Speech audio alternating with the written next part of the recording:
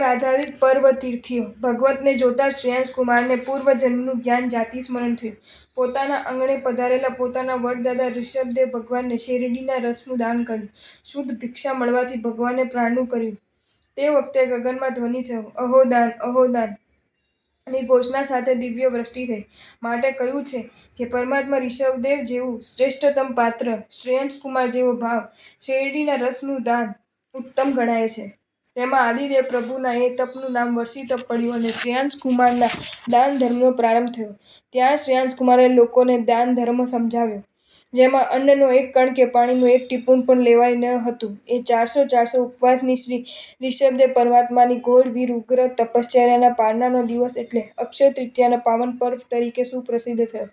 વર્ષોના વહાણા વીત્યા છતાં આજે એ આપણી આરાધના સ્વરૂપે એક ઉપવાસ, એક દિવસ બેસનું, આ રીતે અલ્લાગ લગાડ 13 મહિનાઓ સુધી એ મનોબળ કેળવી પુણ્ય આત્માઓ વર્ષી તપની આરાધના કરે છે.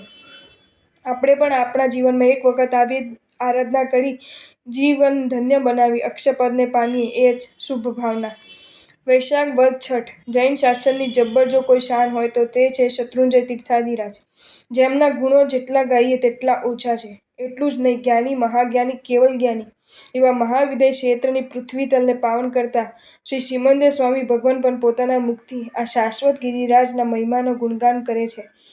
આ પાવન ભૂમિ ઉપર આ અવસરપણી કાળમાં સૌ પ્રથમ ભરત મહારાજા છરીપાલિત સંઘ સાથે પધાર્યા. તેમને આ તીર્થનો ઉદ્ધાર કર્યો.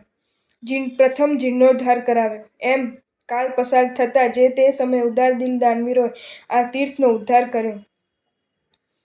તેમાં વર્તમાનના ગિરિરાજ ઉપર મૂલનાયક શ્રી આદેશ્વર દાદા બિરાજમાન છે. તેમની પ્રતિષ્ઠા વિક્રમ સંવત 1587 વૈશાખ વદ છઠના દિવસે પૂજ્ય આચાર્ય ભગવાન શ્રી વિદ્યામંડલ સુરીજી મહારાજ આદિના વરદ હસ્તે થયેલ છે.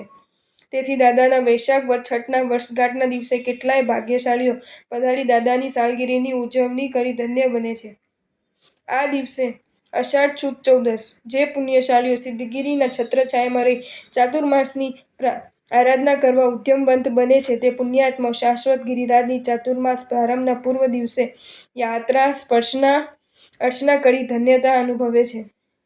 દાદા આદેશ્વરજીની પૂજા સેવા દ્વારા અત્યંત રોમાંચિત બને છે. આસો સુદ પૂનમ જરાકુમારને દ્વારકાનો નાશ અને કૃષ્ણનો મૃત્યુ સર્વ વૃત્તાંત પાંડવોને જણાવ્યું. તે સાંભળી પાંડવો શોકમગ્ન બની ગયા. તેઓને વૈરાગ્ય ભાવ ઉત્પન્ન થયો.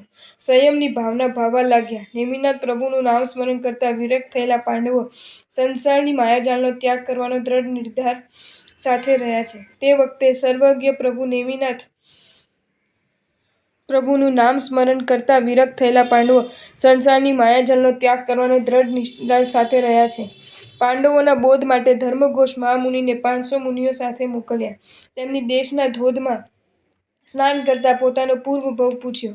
જ્ઞાની ગુરુના મુખ્ય પૂર્વ ભવ જાણી અતિ સંવેગથી અભિમન્યુના પુત્ર પરીક્ષિતને રાજ્યભાર સોંપીને પાંડવોએ ધર્મઘોષ મહાત્મા પાસે દીક્ષા અંગીકાર કરી. ત્યારબાદ વિવિધ અભિગ્રહોથી યુક્ત ભીષ્મ તપસ્યા કરવા લાગ્યા. ધીરે ધીરે પાંડવ મુનિઓ દ્વાદશ આંગીના જ્ઞાતા બની ગયા. યુદ્ધમાં ઘણાને ભાલાની આણીથી માર્યા હોવાથી એ પાપને દૂર કરવા ભીમ મુનિએ એવો અભિગ્રહ રાખ્યો હતો કે કોઈ મને ભાલાના અગ્રભાગથી ભિક્ષા વહોરાવે તો તે સ્વીકારીશ. તેમનો આ અભિગ્રહ 6 મહિના પછી પૂર્ણ થયો હતો. પાંડવ મુનિઓને પોતાના ગુરુજીને નેમિનાથ પ્રભુ વિશે પૂછ્યું. ગુરુએ કહ્યું, પ્રભુ પોતાના નિર્વાણ સમય નજીક જાણીને રેવતાચલ ગિરનાર પર પધાર્યા છે. પાંડવોએ પણ અભિગ્રહ કર્યો કે પ્રભુના દર્શન કરીને માસક ક્ષમણમાં પારણા કરીશું. એ ભાવના સાથે પાંડવ મુનિઓએ રેવતાચલ તરફ પ્રયાણ કર્યું. પરંતુ ગિરનારજી 12 યોજન દૂર હતો.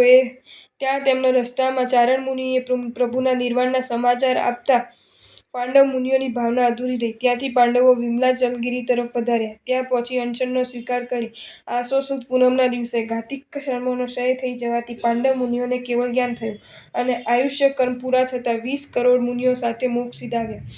આ છે આસો સુદ પૂર્ણિમાનો મહિમા. આપણે પણ વિમલાચલના ધ્યાનમાં મસ્ત બની જલ્દીથી જલ્દી મોક્ષને પામીએ. જો તમને આ વિડીયો ગમ્યો હોય તો આ વિડીયોને લાઇક કરો અને શેર કરો અને આવા જ નવા વિડીયો જોવા માટે જૈન ફેક્ટ્સ એન્ડ સ્ટોરીઝની ચેનલને સબસ્ક્રાઇબ કરો. ધન્યવાદ.